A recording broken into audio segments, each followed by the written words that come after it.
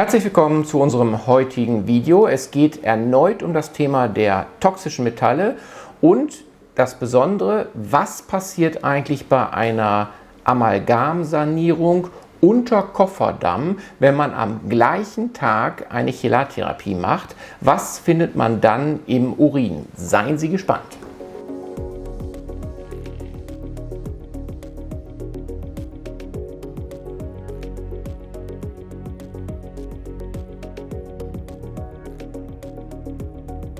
Bei einer Amalgamsanierung geht es ja darum, ein Metall oder eine Mischung aus einem Metall aus dem Körper herauszubekommen.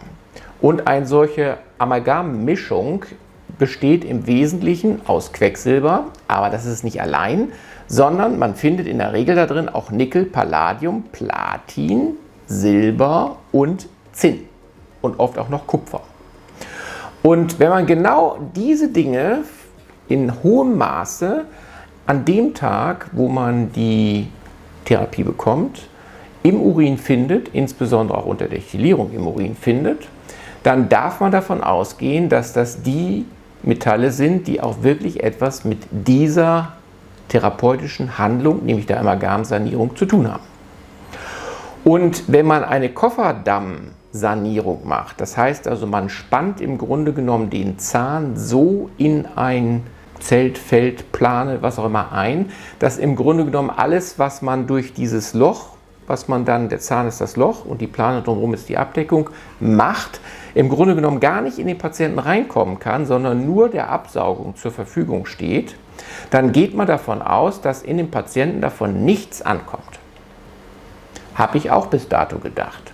Bis wir das dann tatsächlich auch mal überprüft haben, indem wir uns also sozusagen mit den Patienten, die von meiner Praxis heraus einer solchen Sanierung beim Zahnarzt zugeführt werden, sich terminlich abstimmen und schon mit oralen Chelatoren beginnen und parallel mit den Urin basisch werden lassenden Substanzen das Ganze begleiten, damit sich die Metalle im Urin nicht wieder, wenn er leicht sauer ist, von dem Chelator trennen und möglicherweise Niere schädigen.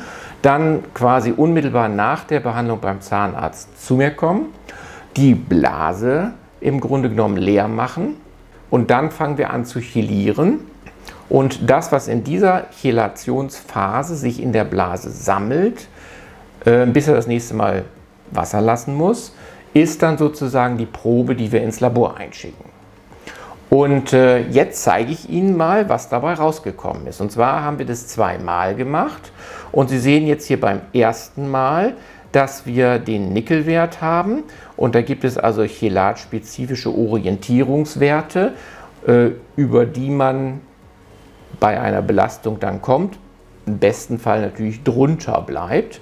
Und wir erkennen, dass wir sowohl bei Nickel als auch bei Palladium als auch bei Platin, dort ist es besonders hoch sogar, und ganz hoch bei Quecksilber, aber auch bei Silber und auch ganz bedeutend bei Zinn, eben auch wirklich sehen, dass wir hier die typischen Zahnmetallwerte haben. Und wenn wir jetzt von diesen klassischen Zahnparametern ein bisschen höher scrollen und uns dann sozusagen anschauen, was ist eigentlich mit dem Kupferwert, dann sehen wir auch, dass Kupfer funktioniert. Okay, Kupfer sollte eigentlich immer kommen, weil es beweist, dass man auch wirklich DMPS, in diesem Fall Dimaval, genommen hat.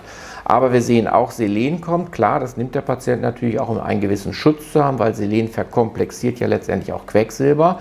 Und wir sehen erstaunlicherweise auch eine Calciumfreisetzung, kann vielleicht auch daran liegen, dass selbst da im Bereich der Amalgamsanierung auch irgendwo Calcium freigesetzt wird. Aber wir sehen, dass alle anderen Dinge im Grunde genommen sich innerhalb der Norm bewegen. Gut, Aluminium ist auch relativ weit oben, kann es also auch in Dentalzementen durchaus geben. Und wir sehen eben Blei und Cadmium durchaus auch in einem messbaren Bereich, aber das sind natürlich Umweltgifte, die eigentlich mit dem Zahn so nichts zu tun haben.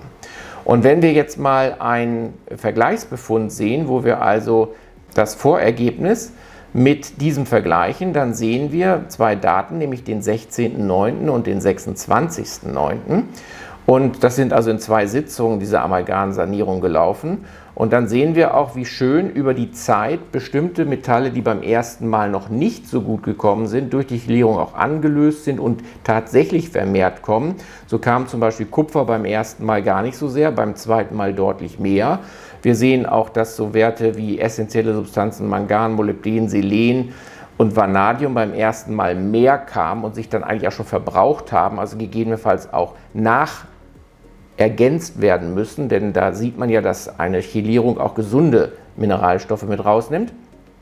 Wir sehen, dass sich das mit dem Calcium und dem Magnesium auch vermindert. Auch hier ist also die Ergänzung notwendig.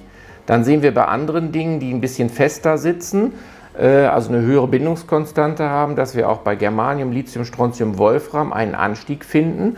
Und wir sehen, dass Aluminium beim allerersten Mal richtig, obwohl das gar kein schwefelaffines Metall ist, ist ja eher sauerstoffaffin, dass wir trotz DMPS das rausbekommen haben und es beim zweiten Mal nicht mehr ganz so auffällig ist.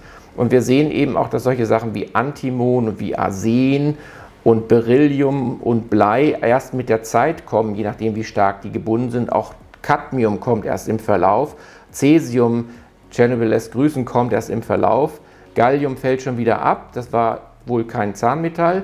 Und Nickel ist in beiden Fällen erhöht, kann natürlich auch aus der Nahrung kommen, aber bei Palladium, Platin, Quecksilber, Silber und Zinn ist es eben so, dass wir wirklich hier den Anstieg auch im Zusammenhang mit der Sanierung beim Zahnarzt sehen.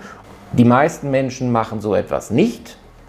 Die meisten Menschen merken auch nicht irgendwie, dass es ihnen damit schlecht geht. Es gibt aber auch viele Menschen, die sozusagen eine Gratwanderung machen mit ihrer Befindlichkeit, die diese Sanierung machen, weil es ihnen schon schlecht geht und denen es danach schlechter geht als vorher, weil sie die Begleitung der Ausleitung dieser toxischen Metalle eben nicht professionell angegangen sind. Und dieses Video soll dazu beitragen, an einem Einzelfall dokumentiert zu verstehen, worum es dabei eigentlich geht. Und diejenigen, die sich Tattoos entfernen lassen und sich dabei mit dem Elektroblitz, mit dem Laser die Farbpartikel zerschießen lassen, haben eine mit Sicherheit noch höhere Belastung. Und auch da der dringende Hinweis: Wenden Sie sich dabei an einen Therapeuten, der wirklich weiß, was er tut und diese Metalle dann begleitend zu dieser Tattoo-Entfernung auch ausleitet. Ansonsten ein schönes Wochenende und ich freue mich, wenn ich Sie wieder mit interessanten Informationen habe versorgen können.